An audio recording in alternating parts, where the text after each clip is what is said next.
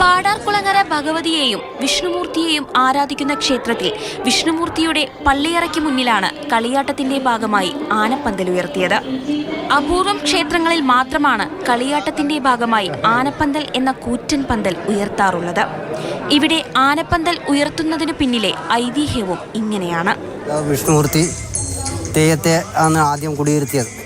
എന്നാൽ അതിനുശേഷം കോണത്ത് തറവാട്ടുകാർ ഭഗവതിയെ കൂടി ക്ഷേത്രത്തിലേക്ക് കൊണ്ടുവരികയും ചെയ്തു. ഭഗവതിയുടെ മുടി വലുതാണെന്ന ധാരണയിൽ വിഷ്ണുമൂർത്തിക്ക് പരാതി ഉണ്ടാവുകയും വിഷ്ണുമൂർത്തിയുടെ മുമ്പിൽ ആനപ്പന്തൽ ഉയർത്തണമെന്ന് പ്രശ്നചിന്തയിൽ കാണുകയും അതിൻ്റെ അടിസ്ഥാനത്തിലാണ് എന്നും കളിയാട്ടാരംഭത്തിൽ ആനപ്പന്തൽ ഉയർത്തുന്നത്.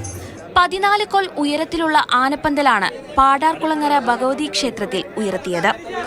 പന്തലിന് ഭക്തർ നേർച്ചയായി നൽകുന്ന ഉയരവും കരുത്തുമുള്ള കവുങ്ങിന് മുകളിലാണ് പന്തൽ ഉറപ്പിക്കുക. തുടർന്ന് ഭഗവതിയെ ക്ഷേത്രത്തിലേക്ക് ആനയിക്കാനായി ക്ഷേത്രം സ്ഥാനികരും ആചാരക്കാരും കാവിലേക്ക് പുറപ്പെടും. പ്രധാന ആരാധനാമൂർത്തികൾ ഉൾപ്പെടെ 80ഓളം തെയ്യക്കോലങ്ങളാണ് ഇനിയുള്ള ദിവസങ്ങളിൽ ക്ഷേത്രത്തിൽ കെട്ടിയാടുക. മാതൃഭൂമി ന്യൂസ്, കാസർഗോഡ്.